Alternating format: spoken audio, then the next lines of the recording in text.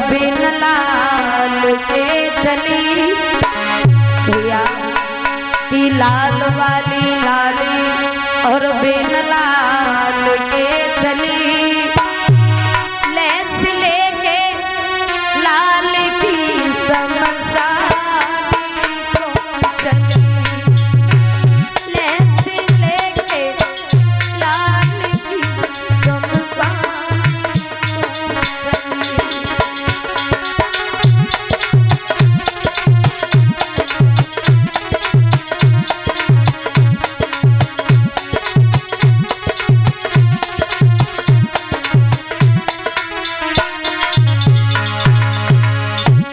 जैसे ही मरघट में पहुंची तारा,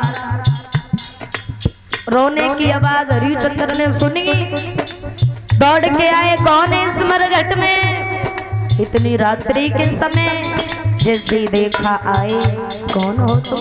तारा बोली महाराज मैं हूँ तुम्हारी पत्नी तारा, ये तुम्हारा पुत्र रोहित। हरिश्चंद्र बोले कौन तारा? मैं किसी तारा को नहीं जानता। कौन है तारा और कैसी तारा और किन की तारा रानी? कौन है तारा और कैसी तारा अरे किन की तारा रानी? सत्य धर्म के कारण मैया हुई रैया जुबिरा। लेकिन भैया काले काले केसन को बिखराए चली लेसी लेके लाल की शमशानी को चली।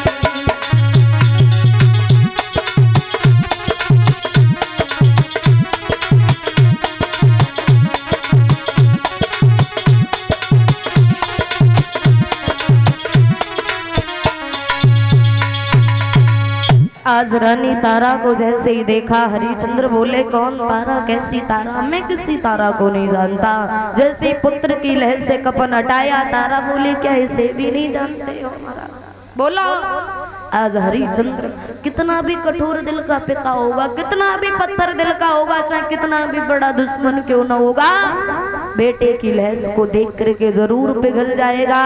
आज हरिश्चंद्र बेहोश होके जमीन पर गिर गए। जब होश आया तो एक बात कही तारा क्षमा करना, दुख तुम्हें है तो दुख हमें भी है। क्यों? अगर माँ तुम हो तो पिता हम भी हैं। क्षमा करना मेरी रानी, पहले हमें कर का टका दो, उसके बाद मैं पुत्र की लहस जलने दूंगा। तारा बोली महाराज अपनों के लिए कोई कुछ लेता है भला? हरिश्चंद्र बोले तारा अपना? तुम मुझे अपना कह रही हो? तुम मेरी हो? ना ना ना, वो दिन याद करो जब तुमने हमारा घड़ा नहीं उठवाया था तारा, उस दिन भी मैं तुम्हारा पति था। अगर वहां पर तुम्हारा धर्म था तो आज यहाँ पर हमारा धर्म है। और तारा तुम रिश्ते की बात कर रही हो तो सुनो कि बिरथा ले सुधरे मरघट में रोई रही तारा कुमरन में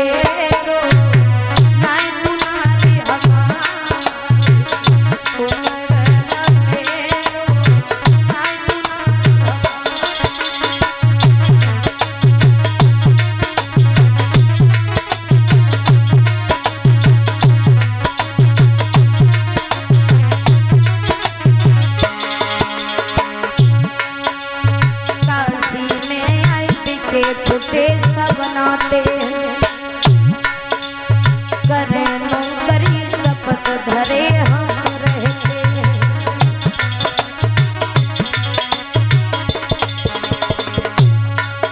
और टका एक पे धर्म बिगाड़े निकट करे विचार।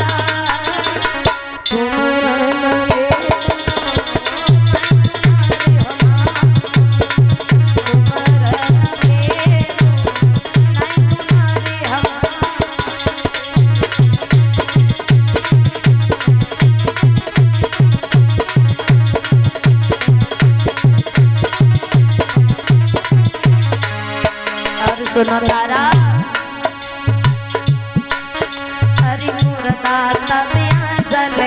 काल कर को है और कालू को घाटन मेरे घर को है।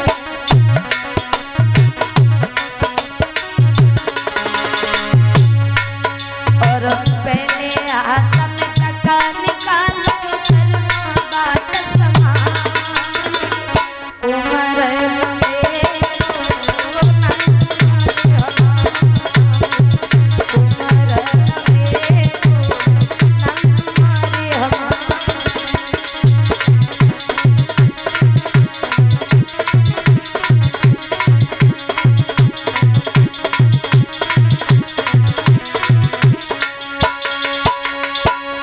रानी बोली महाराज तुम्हें जहां से दिख रहा हो वहां से कर का टका ले लो। तो आज तारा के शरीर पर आधी साड़ी थी, आधी साड़ी तो फाड़ के बेटा की लहस का कफन बना लिया था उस माँ ने। आज वो आधी साड़ी खींच ली हरिचंद्र ने। तारा नगिन हो गई, शर्म की वजह से आई एक मैया के मंदिर में छुप करके बैठ गई वो माँ शर्म की वजह से। लेकिन भारी विश्वामित्र को फिर भी चैन नहीं है।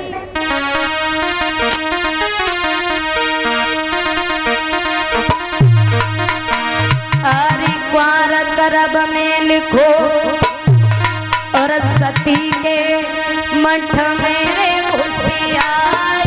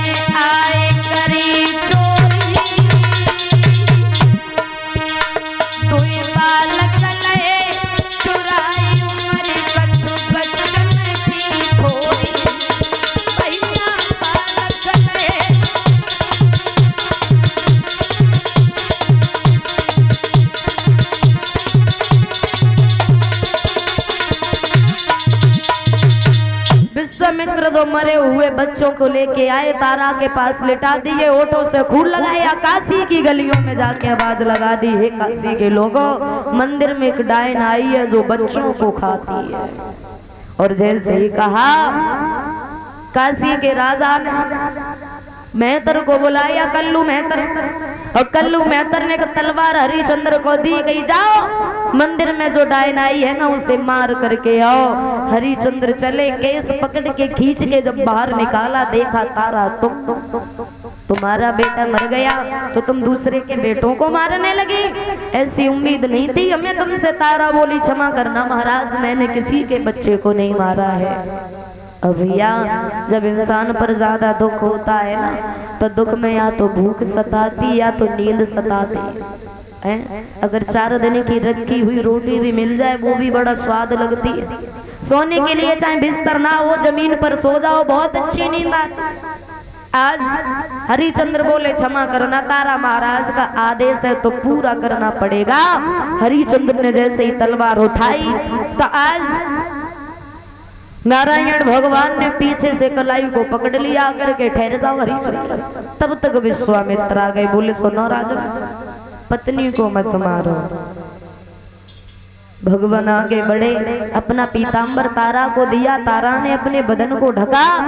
आज दोनों हाथ जोड़े प्रभु को प्रणाम किया। विश्वामित्र कहने लगे क्षमा करना, हमने तो तुम्हारी परीक्षा ली थी, तारा आगे बढ़ी और एक बात कही सुनो, घर की बर्बादी में इतनी सी भी कसर नहीं छोड़ी और कह रहे हो कि परीक्षा ली थी।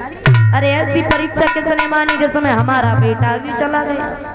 भगवान बोले तुम्हारा बेटा कहीं नहीं गया, आवाज लगाओ पुत्र के लिए। रोहित को आवाज लगाई, रोहित दौड़ता हुआ आया, मैया ने पुत्र को गोदी में ले ली, मानो जमाने की सारी खुशियां मिल गई हो उस माँ को। आज विश्वामित्र कहने लगे धन्य है तुम्हारे जैसे राजा को, जिसने प्राणों की परवाह बिल्कुल नहीं की, जो मैंने मांगा वो खुशी खुशी दे दिया। लोग सच में कहते हैं राजन तुम सत्यवादी राजा हरिश्चंद्र हो, आज तुम जीत गए और हम हार गए। विश्वामित्र ने राज्य वापस किया और वहां से चले गए। नारायण भगवान ने एक बात कही सुनो, तारा कुछ वरदान मांग लो।